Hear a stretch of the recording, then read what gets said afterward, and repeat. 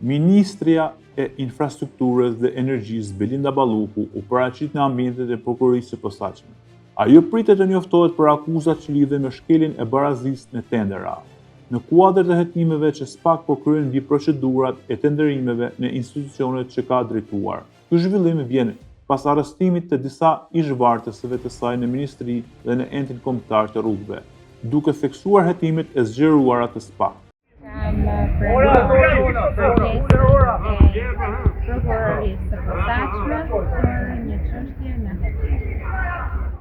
Balluku do njoftohet për akuzat dhe do të bashkëpunojë me hetimet në kuadër të procedurave ligjore.